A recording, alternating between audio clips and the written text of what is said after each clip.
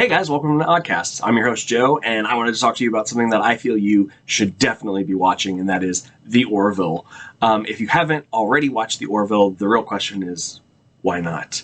Actually, I'm kidding. I know the reason that a lot of people have not watched The Orville, and it is two words, one person, and that is Seth Mcfarlane. And that is probably because when you hear his name, you just automatically associate him with Family Guy, and you're like, you know what? I really don't want to watch a Family Guy, American Dad style Star Trek show. It's just not high on my list. But I wanted to tell you this. You're missing out, because it is so much more.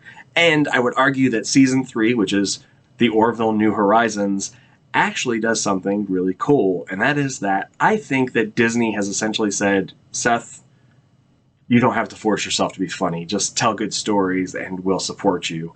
And I think that shows off. Like in Seasons 1 and 2, there were a couple times where I felt, oh, okay, we're kind of cramming in a little bit of like forced humor. I get it. That's okay.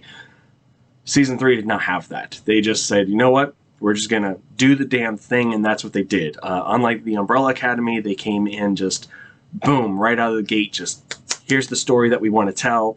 And they dropped some of like the dumb storylines that I just didn't care about that they established in Seasons 1 and 2, including the idea that like Ed and Kelly could get back together. I don't want that. Like they don't know. I don't like them. They don't. To me, they don't have chemistry. They just don't have character chemistry like that. Maybe as friends, sure, on board, but everything else, I was like, this is not needed. It's just a dumb plot line.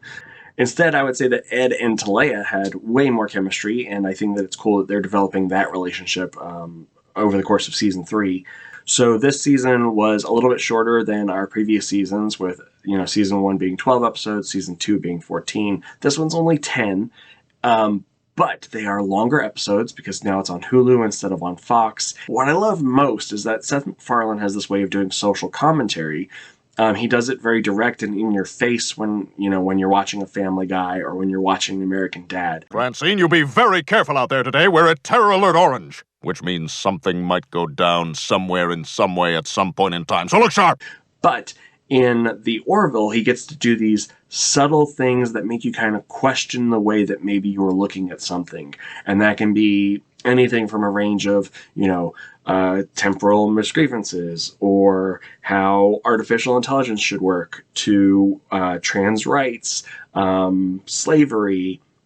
But I mean, it's just, the season just fired on all cylinders the entire time. It just tells these fantastic things that I feel like a lot of people are shying away from it because they think that it's going to be in the vein of Family Guy and American Dad. So I would urge you this.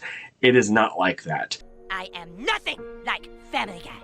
When I make jokes, they are inherent to a story. Deep, situational, and emotional jokes based on what is relevant and has a point. Not just one random interchangeable joke after another. And it only gets better. I've had friends who, as Season 3 just came out, they went back and they started it from the beginning because they'd never seen it. And it has grown on them. They didn't expect it to be something that was not what they picture it to be. And I think that without the old executives at Fox forcing Seth to really be funny with what he's doing, I think that it's allowed him to have this kind of growth area where he gets to do just these fantastic things, even down to, dealing with abusive relationships. Is it an abusive relationship? Is it an unhealthy relationship? How do you deal with toxic relationships?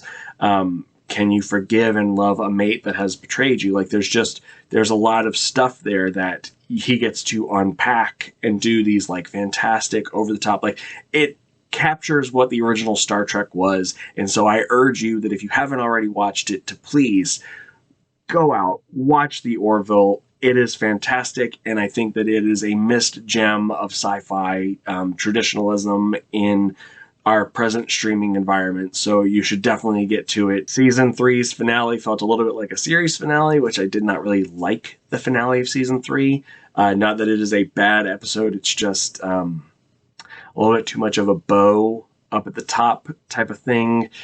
It just didn't have the hook and drag to the next season, which tells me that they must feel it on some level that maybe they're not coming back. So I think that my imploring you to watch it is maybe a little bit selfish too, because the more people that are watching it, the more likely it is to get a season 4. And I really do want to see the show continue because it is so good. So, what do you think? Have you watched it? Are you going to watch it? Did you watch it after watching this video and then you want to tell me, hey, you were right, more people should watch this, we need to get more people on board to save it so that it doesn't have the same doomed fate of Farscape? And I would agree with your assessment there. Or am I completely in the wrong? Do you think that it's a trash show and people should just stick with Star Trek because Star Trek's better? Let me know in the comments. Otherwise, have a great one, stay safe out there, guys, and we'll talk to you next time.